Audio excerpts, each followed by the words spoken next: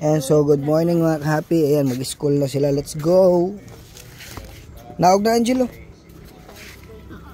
Maghinay, Angelo. Ayog, isa...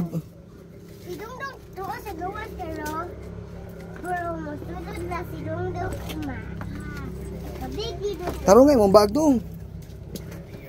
Bugoy-bugoy po mo eskwela niya ay. Hinayog na, Michael Angelo.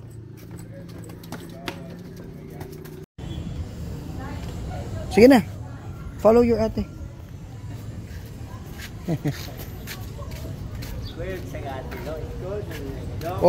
Kunuhay. School sa Kunuhay. So, manero mga kahapi, si Muraya padoong na siya sa yung school. Ayan nasa gilid ng sentro yung school niya. Yan yung daycare center ng mga bata. Pasok na siya dyan. Tapos itong aming flower naman ay sumunod. Kunwari, school na rin yung kanyang nakababatang kapatid. Kaya naghahanap siya ng upuan niya kung saan siya pwedeng paupuin. Ayan naman si Dungdung. Sobrang kulit. Kala niya talaga ay kasama siya sa school niya. Tingnan nyo. Kukuha pa kunwari na papel tsaka ballpen. Yun pala ilalabas niya lang yung mga alcohol, wipes. Yun yung laman ng bag niya . Alcohol, wipes, tapos tubig, tapos biskwit. Yun yung niya, yung baon niya. Wala siyang baon na kung ano-ano dyan. So feeling niya talagang kasali siya. Ayun, nilalabas niya kasi ang alam niya magsusulat siya. At yan na nga si Dungdung nakapwesto na sa upuan na yan. Akala niya yan na yung permanent chair niya. Hindi niya alam, dyan lang siya temporary kasi nag-aantay si Muraya sa kanyang ID tag or yung tawag doon yung may pangalan. Tapos yun na yung kanyang envelope is nilagyan ko ng pangalan yan para hindi mawala kasi kailangan iwanan yan dyan para sa mga activities nila. Para wala na rin bibit-bitin yung mga batang katulad nilang kaliliit. So ayan yan ay ID tag niya. Ngayon hahanapan na siya ng upuan kung saan siya pwedeng umupo na malapit sa aircon. Para malamig naman din yung feeling niya sa kanyang katawan. So yan si Angelo kung makaupo. Kala mo nasa bahay lang. Tingnan nyo naman kung umupo. Boss na boss. Kala niya talaga mag-i-start niya siya sa pagsusulat niya. Pero yan, enjoy lang siya dyan. Flower lang yan siya dyan. Tapos susunod na araw kasama ulit siya ng ate niya. Mga ilang minuto lang naman. Tapos pag lumabas na kami, labas na rin siya. Tignan nyo naman yung mga pormahan. Siguro pag nag-aaral to, astig to. Huwag lang sana maging bully itong batang to. At least naman kinakatakutan sa school yan. Nakay mo gawas na si Papa ha. Yan ka sa classmate, okay? No cry. Di ba? You listen to teacher. Go out na ha.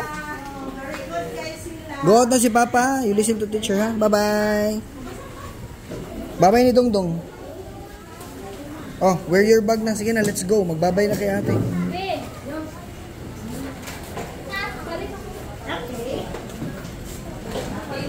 Let's go. Babay na kay teacher. Yan, si teacher na mo. Okay. Dong. Let's go.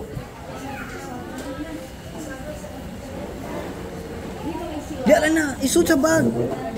You close your bag. So yun nga mga kahapi, pinalabas ko na sa Michael Angelo, ihahatid ko na siya sa bahay kasi magi-start na yung class ng ate niya. So hindi siya pwedeng makasagabal doon dahil kapag iniwan mo yung ganyang edad, 2 years old, madaling magsawa, madaling umiyak, madaling mabugnot yan or mainis. So kailangan ihatid ko na siya. At gusto niya na rin umuwi, so yun lang yung experience niya sa school. Gusto niya lang makita yung may mga classmates siya, gusto niya lang ma-feel na may dala siyang bag, do wala siyang uniform, ganyan lang yung uniform niya, astig. Ginawa ko, tinerno ko na lang yung bag niya sa damit niya. Tapos nakasombrelo. Ito na, hatid ko na siya pa uwi para at least makapag-workbook siya sa bahay. So, pinapractice pala siya ng nanay niya sa bahay ng mga ano-anong mga colors. Para katulad ng ate niya, pag school na, medyo may alam na. So, ayan, ganyan sila. Sumakay sa motor. Sa awan ng Diyos naman nung nadisgrasya ako, hindi sila kasali. At hindi sila kasama. So, malayo din naman yung travel ko nun. Pag malayo hindi sila pwede sumama. So yan, pag mga malapitan lang within the barangay road yan, sumasama sila. So yun, hatid ko na pala si Angelo. That time hindi ko na na-videoan. Ngayon naman pupunta ako ng 7-Eleven para bumili ng pagkain ni Muraya. Ayan, yun naman yung highway namin dito. Medyo delikado kasi tignan nyo naman, yung espalto tsaka yung simento, yung pagitan nun, doon ako na disgrasya. So yan, nandito na tayo sa 7-Eleven, bibili na tayo ng tubig ni Muraya kasi wala pa siyang tumbler. So ganun kami kahirap guys, walang tumbler si Muraya Ellery. Wala siyang magamit na tumbler, kaya kailangan bilan ko siya ng Nature Spring lang muna na tubig.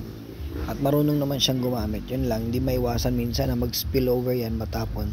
So kailangan nakabantay ka lang para malinisan mo kung ano man yung natapon ng bata. Huwag lang sana matapon sa mga activities niya. So usually ako naman naghahawak niyan, lalabas lang siya pag iinom siya ng tubig. At ito, magbabayad na tayo para naman makapunta na tayo doon. So ito, tapos na tayo magbayad sa 7-Eleven, balik na tayo dito sa kanilang school. Nag-aantay ako kung kailan yung break time nila. So habang nag-aantay ako, may mga parents din dyan na nakaupo. Ito nga pala ang kanilang daycare center. So yan, medyo may kalumaan yung building, pero luma na yan, pero at least napakaganda pa rin yan, maintain yan.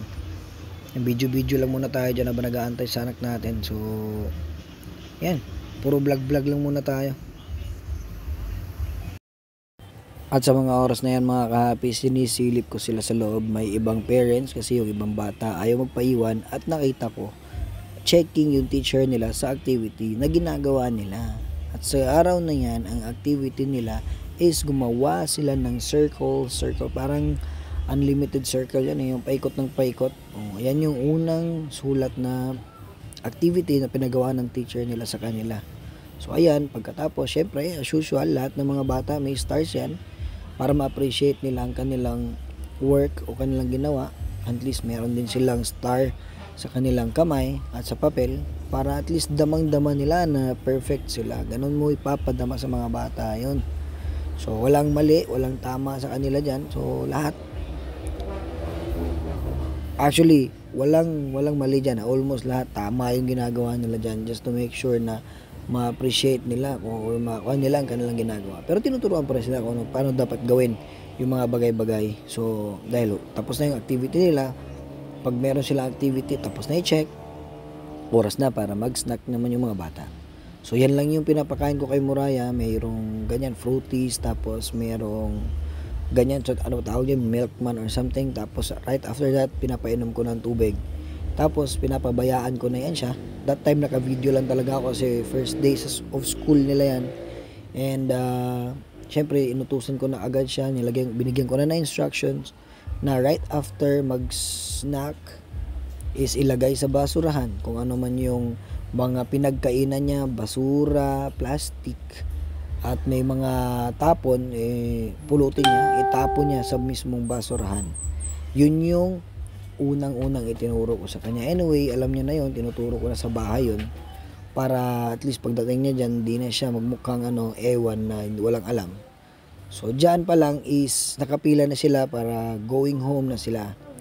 And napakaganda kasi kakanta sila dyan ng kanta na goodbye yung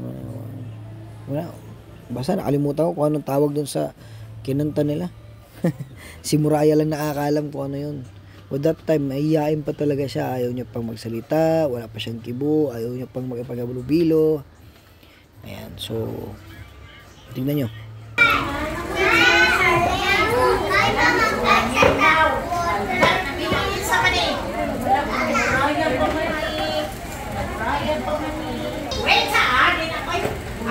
Maulit na ko, biyakan ka mo. Kung ano ka, wala na namalay. Maulit na ka mo. Sige mo na. Tarot na. Paulit na ko, siraan ako, bigyan ko kaulit ka daw. Sige, manong di pa to. Tarot.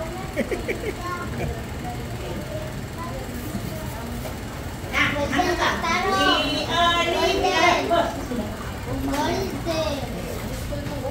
Ready, go! We are living, say goodbye, see you on tomorrow, say goodbye,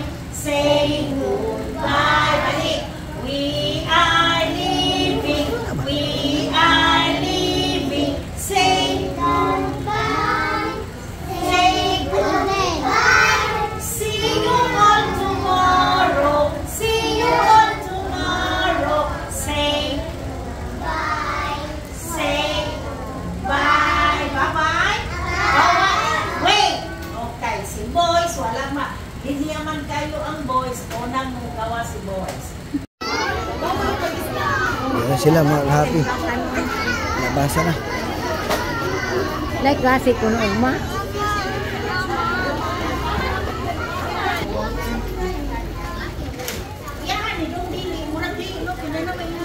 Opo, parang may pangalan yung kanya eh. May nilagyan kong pangalan. So, yan na mga ka-happy, oras na sa uwian. Yan ang hinihintay natin mga big boys na, no? Pero syempre, mga bata yan. Wala pang kaalam-alam yan, kaya hindi natin dapat turuan yan na nagmamadaling umuwi.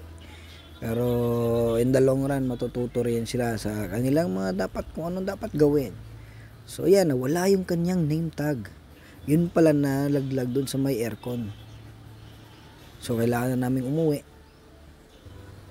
Ihatid ko na siya sa bahay kasi may lakad pa ako pagkatapos niyan. Sakay na naman siya sa motor. Hindi ko sila pinagsabay ng kapatid niya kasi medyo masakit pa nga yung balikat ko dyan gawa ng pagkadisgrasya ko. So halos lahat ng mga nanay dyan or parents is nakamotor dahil hindi naman pwede pumasok yung 4 wheels dyan. So hatid ko na si Muraya. Andito na kami. Yan, nakikita nyo, umakit na siya sa hagdan. So yan na rin yung ehersisyo niya sa English exercise. Nahirapan ako sa kalisod. So, exercise niya na yan para yung tipong meron siyang pagdating niya sa ibab, sa taas, pawis na siya. Tipong, basta yun nakapag-exercise niya. Ang kulit, ang hirap naman talaga, Ang hirap. So, yan, pinagkikita niya na yung stars na. Diyan na yung nanay niya. Ayan. Nga pala ako sa mga nagtatanong bakit ako yung nagbabantay sa school niya. Eh, syempre, meron kaming 8 months old dyan eh. Pag yan di mo na electric pa na yan, ng around 3 to 5 minutes, talaga yung bata na yan, naliligo na ng pawis. So, for the